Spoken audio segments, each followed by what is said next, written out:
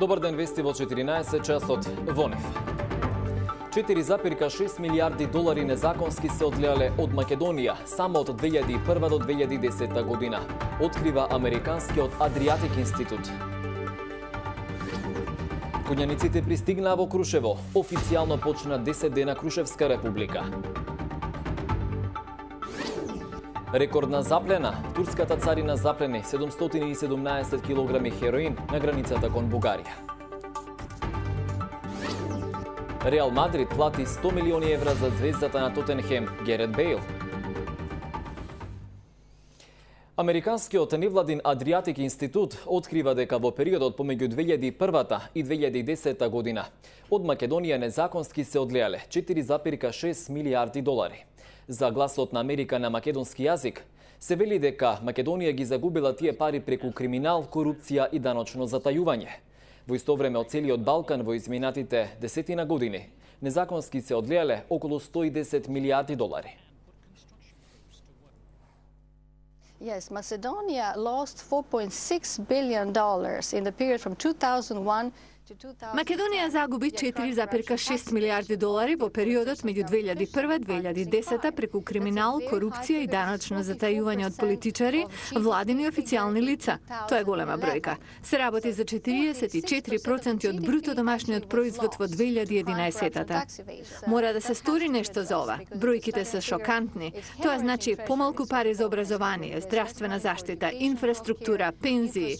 Инвеститорите со честни намери го одбегнуваат регионот, знаејќи дека нема владење на правото, независност на судството и заштита на сопственичките права.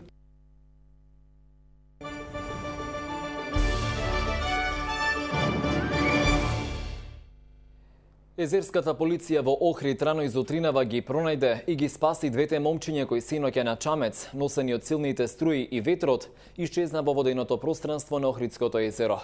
Тие околу 20 часот со гумен Чамец влегле во езерото кај автокампот Елешец, а 15 на минути подоцна во Охридската полиција било пријавено нивното исчезнување, пошто започнала интензивна потрага. Очевидец ја информирал полицијата за правецот на движење на Чамецот, но ноќта ја отежнала потрагата. Патролата на езерската полиција по повеќе часовна потрага рано изутрината во 5 часот ги нашла момчињата живи во близина на Свети Наум. Со пристигнувањето на конјаниците од Илинденскиот марш во Крушево почнува манифестацијата 10 дена Крушевска република. Манифестацијата што се одржува во пресрет на одбележувањето на двата Илиндена, 110 годишнината од Илинденското востание и 69 години од првото заседание на АСНОМ, ќе биде отворена вечер на гумење со читање на манифестот на Крушевската република и со церемонија на изнесување и подигнување на бајракот. Според програмата ќе бидат врачени плакети на истакнати личности и организации, а пред официјалното отворање ќе биде положено цвеќе пред споменикот на Даме Груев во Смилево, пред бистата на Веле Марков, на гробот на Питу Гули, споменикот на партизанските гробишта и на гробот на Тоше Проески. Централниот собир по повод Илинден ќе се одржи утре на Мечкин камен. А во пресрет на празникот Илинден и продолжениот викенд, кога се очекува зголемена посетеност на излетничките и рекреативните места, Центарот за управување со кризи апелира до граѓаните да се однесуваат внимателно кон околината, односно да не фрлаат отпадоци, да не палат оган, да не фрлаат до горчење од цигари, стаклена амбалажа и слично, кои може да предизвикаат пожар од пошироки размери. Од ЦУК ги подсетуваат граѓаните доколку забележаат одредени сомнителни места во кои е присутен оган или чад, веднаш да ги известат надлежните служби во најблиските институции и установи или да се јават на бесплатниот телефонски број 195 како број за итни повици на Центарот за управување со кризи. Од денеска скопјани ќе плаќаат пониски цени за парно во текот на целата година. Граѓаните кои се приклучени на Балкан Energy Group ќе добијат пониски сметки за 2,82%, а потрошувачите на топлинска енергија од Скопје Север за 2,12% и за 0,71% пониски цени ќе имаат и граѓаните кои се грејат преку Елем енергетика. Овие одлуки ги донесе регулаторната комисија за енергетика како резултат на намалените трошоци на компаниите. Лекари, инженери, информатичари, поред кои економисти, аплицирале во германската амбасада во Скопје за сина карта, која овозможува вработување во Германија. Од амбасадата за 24 вести нема точна бројка колку апликации биле примени во изминатиот период, но потврдуваат дека интерес има. Сина карта за вработување во Германија се доделува на две групи. Првата е со годишна плата од најмалку 46.000 евра и се однесува на лица кои имаат завршено високо образование во Германија. Втората е за годишна бруто плата од најмалку 36.192 евра за лица што би прифатиле работа во професии за кои постои недостиг на кадри на германскиот пазар. Во моментот тоа се природните науки, математика, инженери, лекари, академски и други стручни кадри во областа на информатиката и комуникацијските технологии, појаснуваат од амбасадата. Освен бараните квалификации, предуслов за работна дозвола е и работно искуство од најмалку 2 години во бараната област. Првиот човек на Бизнис конфедерацијата на работодавачи, Миле Бошков за 24 вести, неделава се пожалиот и на пазарот на труд, веќе се чувствува одливот на работна сила во европските земји, а работодавачите се потешко наоѓаат квалификуван кадар. 40% од жените се откажуваат од доењето на бебињата поради неинформираност, предупредуваат лекарите. Тие велат дека мајчиното млеко, освен општите здравствени аспекти, може да го намали и ризикот од појава на рак. Новите статистики велат дека во последно време се поголем е бројот на децата заболени од канцер и сигурно дека во промовирањето на тоа како би го спречиле тоа, иако е генетика во прашање, може би го спречиле на еден начин со укажување дека доењето е еден од факторите кој би го намалил ризикот за евентуална појава на рак. Викендов со авиони повторно ќе се прска против комарци во Скопје, а тоа е 4ти пат годинава. Како што информира град Скопје, прскањето ќе се одвива в сабота и недела од 5 часот и 30 минути до 8 часот. Дезинсекцијата од земја на подрачјето на градот ќе се одвива од 5 до 9 август од 1 до 5 часот. Се известуваат пчеларите навремено да ги преземат потребните мерки за заштита на пчелите.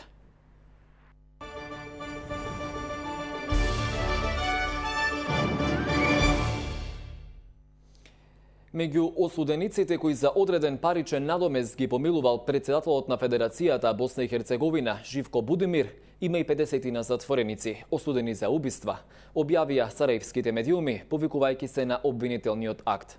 Будимир и уште 4 негови соработници и помошници беа уапсени на 27 април оваа година, под обвинение за помилување на лица кои ги издржуваат затворските казни за пари.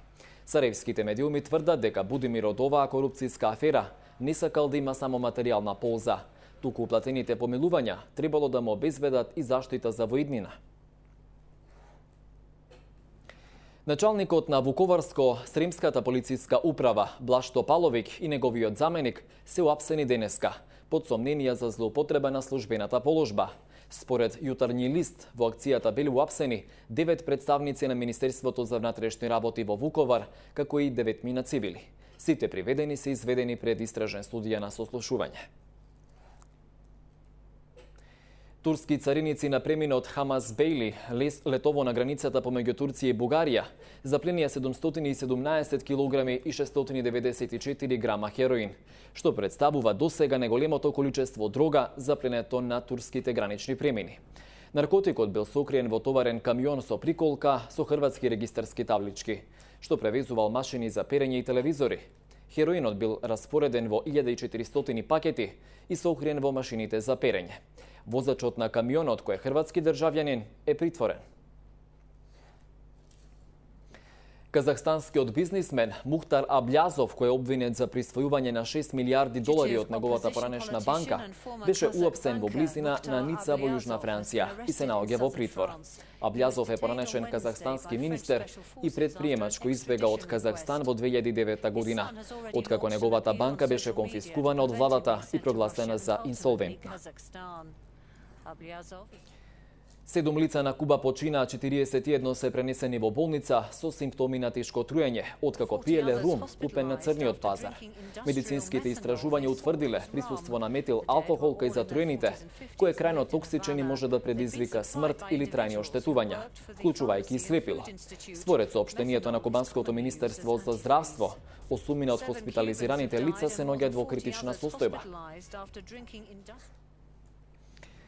Меѓународниот монетарен фонд не исклучува можноста да побара од Кипар нови мерки за штедење и покрај позитивните оценки дадени од тројката кредитори за исполнување на меморандумот, што беше услов за доделување финансиска помош, објави денеска грчкиот весник Етнос.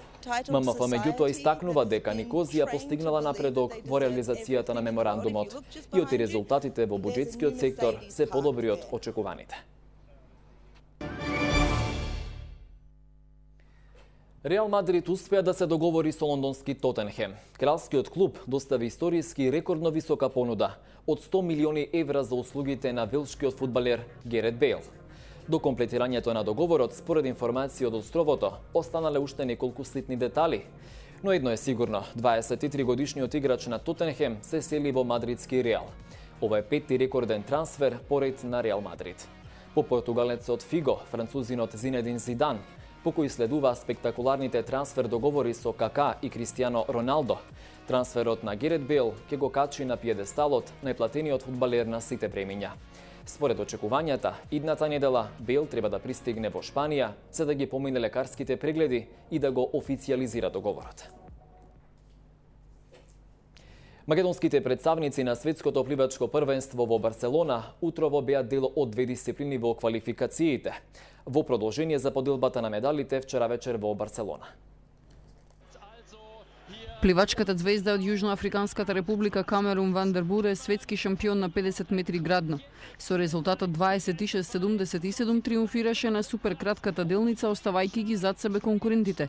Австралиецот Кристијан Спренгер, кој стана сребрен постигнувајќи нов рекорд на Океанија, и сонародникот Жулио Зорси, кој доплива до бронзата. Спренгер задоцни зад Вандербур само една стотинка. Второто јужноафриканско злато му припадна на Чад де Глос на 200 метри пеперутка. Тој имаше за 69 стотинки подобро време од сребрениот пољак Павел Корженјовски, а за 77 стотинки беше побрз од бронзениот кинез Ву Пенг. Кинескиот репрезентативец Сун Јанг стана планетарен владетел на 800 метри слободно.